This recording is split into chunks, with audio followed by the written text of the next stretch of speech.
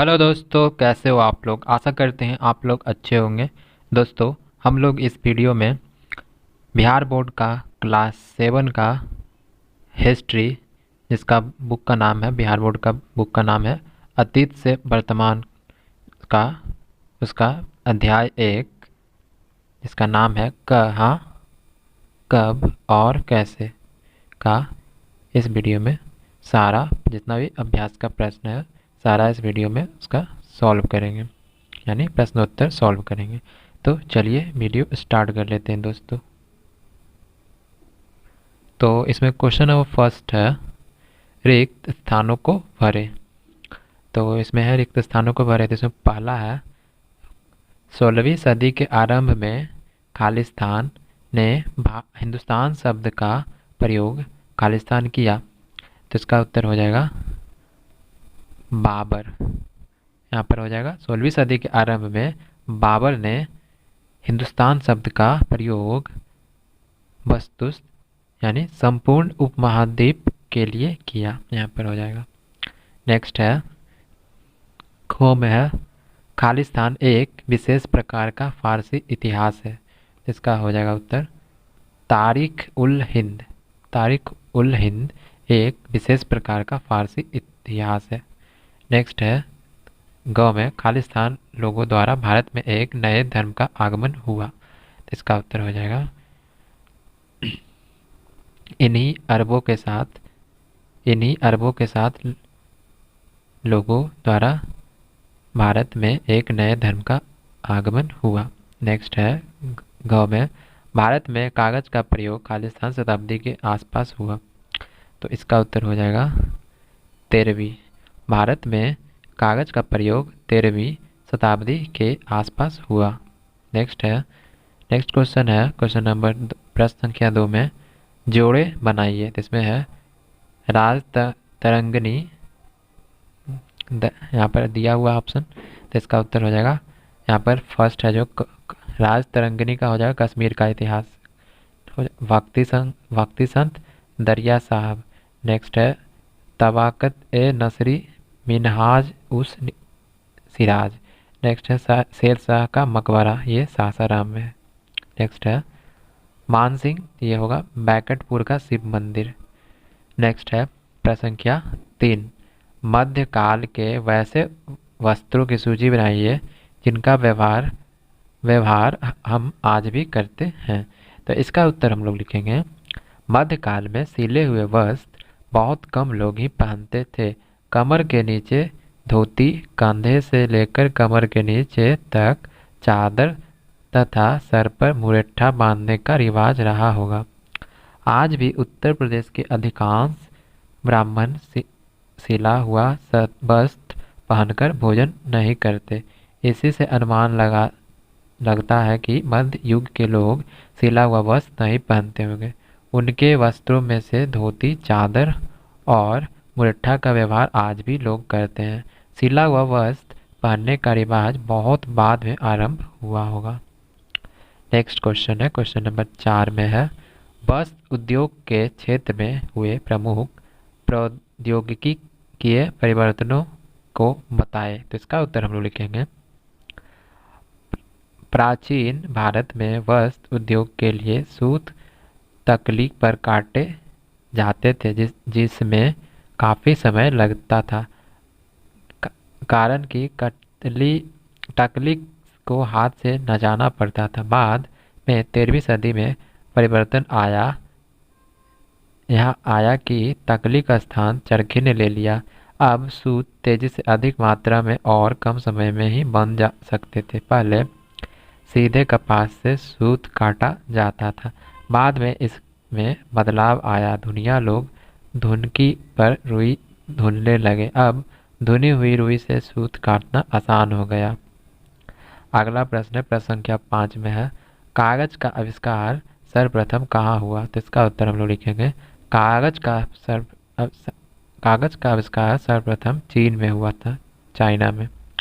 Next है प्रश्न संख्या 6 में, वनवासियों को जंगल क्यों छोड़ना पड़ा। तो इसका उत्तर हम लिखेंगे, प्रौद्योगिकी में परिवर्तन के फलस्वरूप खेती योग्य भूमि की तलाश हो रही थी। बाहर से आए लोगों के लिए अधिक अन्न की भी आवश्यकता बड़ी होगी। खेती बढ़ाने के लिए जंगल काटे जाने लगे।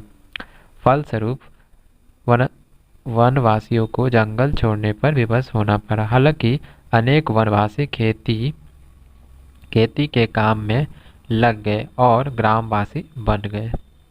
अगला प्रश्न है, प्रश्न संख्या 7 में है, गंगा यमुनी संस्कृति से आप क्या समझते हैं? तो इसका उत्तर होगा, दो संस्कृतियों के मेल से जो संस्कृति विकसित हुई उस संस्कृति को गंगा यमुनी संस्कृति कहते हैं। अगला प्रश्न प्रश्न संख्या 8 में है, 8वीं शताब्दी के आसपास हुए परिवर्तन को लिखिए। तो इसका उत्तर हम लोग लिखेंगे, 8वीं शताब्दी के आसपास पहला परिवर्तन तो देश के नाम बदलने के रूप में हुआ। अब भारत को हिंदुस्तान भी कहा जाने लगा। यह बदलाव 13वीं शताब्दी में तुर्क सत्ता की स्थापना के बाद प्रचलित हुआ। उस समय हिंदुस्तान की भौगोलिक सीमा उतनी ही थी जितनी पर तुर्कों का अधिकार था। मुगल काल में अकबर से लेकर 17वीं शताब्दी तक औरंगजेब ने हिंदुस्तान की सीमा में काफ़ी विस्तार किया। कृषि के साथ साथ उद्योग धंधों में भी बदलाव आए। अगला प्रश्न प्रश्न संख्या 9 में, क्या प्राचीन काल की तुलना में मध्यकाल के अध्ययन के लिए ज़्यादा स्रोत उपलब्ध हैं? तो इसका उत्तर हम लोग लिखेंगे, हाँ, प्राचीन काल की तुलना में मध्यकाल के अध्ययन के लिए आज ज़्यादा स्रोत उपलब्ध हैं। ये स्रोत अनेक लेखकों और इतिहासकारों द्वारा लिखे गए लेख और इतिहास हैं। अगला इसी में और लिखेंगे, सर्वप्रथम इतिहासकार मिन्हाज ए सिराज ने 13वीं शताब्दी में इतिहास लिखा, जिसमें उन्होंने बिहार के विषय में लिखा कि इसका नाम बिहार क्यों पड़ा। प्रसिद्ध विद्वान सैयद सुलेमान नदवी ने एक अरबी गीत का उदाहरण दिया जो भारत के लिए प्रमुख है। भक्त कवियों और सूफी संतों ने भी भारत के संबंध में बहुत कुछ लिखा है। राजपूत राजाओं के दरबारी कवियों ने भी उस समय के सामाजिक जीवन के विषय में लिखा है। लिखित रचनाओं या पांडुलिपियों, अभिलेख, सिक्के, भग्नावशेष, चित्र आदि विविध स्रोत हैं, लेकिन प्रधानता लिखित सामग्री को ही दी जाती है। 13वीं शताब्दी में कागज का उपयोग शुरू हो जाने के बाद लिखने का काम व्यापक रूप से होने लगा। इस काल में लिखी हुई पांडुलिपियों एवं प्रशासनिक प्रपत्र अभिलेखागारों और पुस्तकालय में सुरक्षित है। इस काल की अनेक घटनाओं की जानकारी हमें इन्हीं अभिलेखों से प्राप्त होती है। अन्य अभिलेख पत्थरों, चट्टानों और ताम्र पत्रों पर लिखे गए थे। बहुत से अभिलेख मंदिरों और मस्जिदों और गांवों में भी सुरक्षित हैं।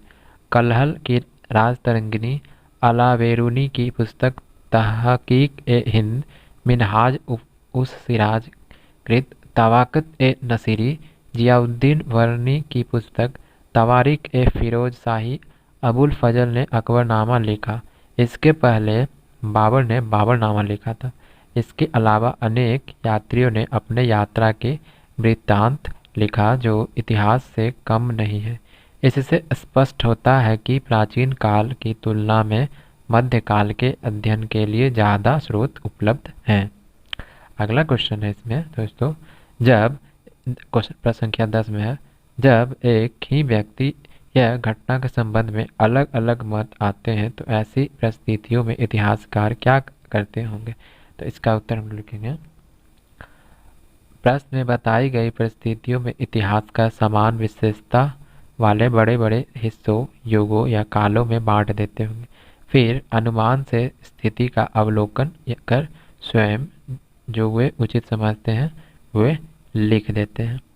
तो दोस्तों, हम लोगों ने इस वीडियो में बिहार बोर्ड का क्लास 7 का हिस्ट्री का चैप्टर नंबर 1 अध्याय 1 जिसका नाम है कहाँ, कब और कैसे का सारा क्वेश्चन आंसर इस वीडियो में हम लोगों ने सॉल्व किया। तो अगर वीडियो आपको ज़रा सा भी हेल्पफुल लगा तो आप प्लीज़ आप हमारे चैनल को सब्सक्राइब करना ना भूलें। तो मिलते हैं अगले वीडियो में दोस्तों।